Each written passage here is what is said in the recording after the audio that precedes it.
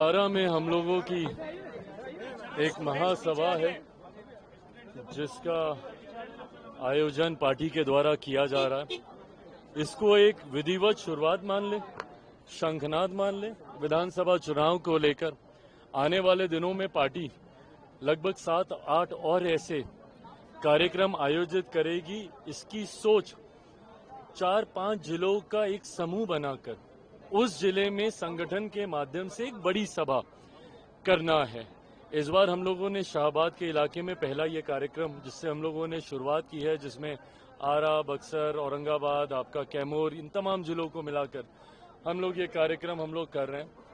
उम्मीद करता हूं कि ये शुरुआत है और आने वाले दिनों में लगभग 7-8 और ऐसे बड़े कार्यक्रम होंगे जिससे हम अपनी डबल इंजन की सरकार की बातें जनता तक पहुंचा सकें।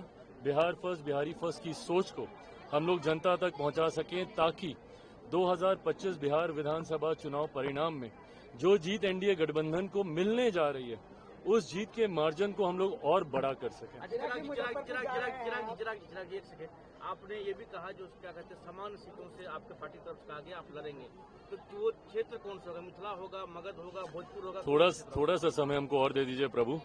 अभी ये फैसला हुआ नहीं है पूरी तरीके से। पार्टी ने अपनी बातों को रखा, बट जब तक पार्लियामेंट्री बोर्ड में विधिवत तरीके से इन तमाम विषयों के ऊपर चर्चा नहीं हो जाएगी, पहली बात तो हम चुनाव लड़ेंगे कि नहीं लड़ेंगे इसी को एक फाइनल, सामान्य सीट से हम चुनाव लड़ें, ये भी प्रस्ताव पार्टी की तरफ से आया है, जिसको मैं स्वागत करता हूं। बट ये तमाम फैसले मुझे लगता है अंतोगत्वा पार्लियामेंट्री बोर्ड की बैठक के बाद ही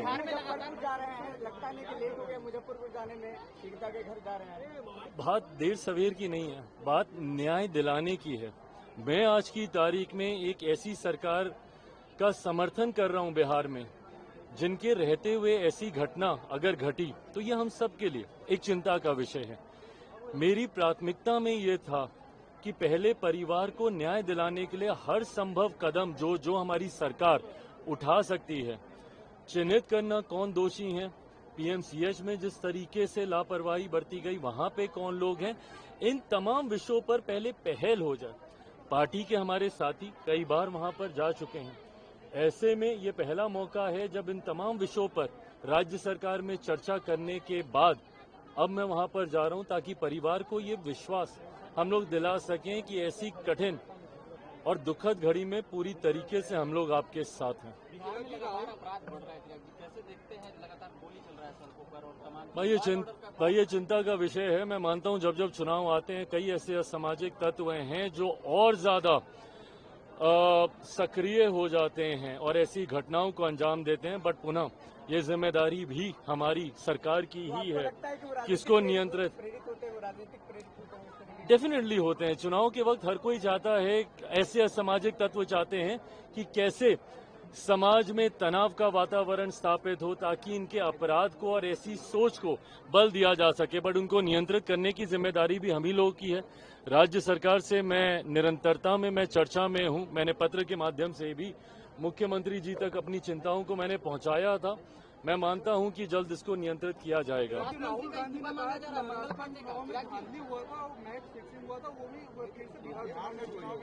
राहुल जी ने बहाना तैयार कर लिया बिहार चुनाव हारने का। दिक्कत यही है इनमें, ये लोग ना सिर्फ बहाने ढूंढते हैं कि कैसे अपनी हार के ऊपर लीपापोती की जा सके। कभी आत्ममंथन चिंतन नहीं करेंगे। इनको अपनी पार्टी में जयचंद दिखते हैं पर उस पर कार्रवाई नहीं करेंगे। इनको सिस्टम में दोष दिखता है बट जब खुद सत्ता में होते हैं तब कार्रवाई नहीं करते। हर कॉन्स्टिट्यूशनल पोस्ट के ऊपर ये सवाल उठाएंगे पर ये भूल जाते हैं कि सीबीआई को पहली बार तोता जब कहा गया था तो उस वक्त यूपीए की ही सरकार थी, इन्हीं के नेतृत्व वाली सरकार थी। आज इनको हर सिस्टम इनको गलत दिखता है। पहले बहाना क्या होता था? EVM EVM EVM. अब हो गया डन एंड डस्टेड। अब नया बहाना क्या ढूंढना है, जो महाराष्ट्र से इन्होंने शुरू किया कि भाई नए वोटर जोड़ लेते हैं, ये कर लेते हैं, वो कर लेते हैं। कब तक आप बहाने ढूंढिएगा? जरूरी है आत्ममंथन करने की। जनता क्यों आपको नकार रही है? क्यों आपके गठबंधन हार रहे हैं? दिल्ली में आपके गठबंधन की सरकार चली गई और इनको पता है कि महाराष्ट्र के बाद अब बिहार में भी उतनी ही बड़ी हार की ओर इनका तथाकथित अब पता नहीं महागठबंधन है, इंडिया अलायंस है, जो भी है, ये लोग अग्रसर हो रहे हैं। बिहार के बाद ये लोग बंगाल भी हारेंगे, असम भी हारेंगे। उसके लिए बहाना और लिखित रूप में काफी विस्तृत बहाना आज के एक अखबार में राहुल जी के द्वारा दिया गया। राहुल गांधी दलित संवाद कार्यक्रम करे, इस पर क्या कहेंगे? भाई अच्छी बात है, बस सिर्फ इतना करें कि चुनाव के वक्त ही उनको ये याद नहीं है, सामान्य परिस्थितियों में भी उनके दुखों की चिंता करें, ये उम्मीद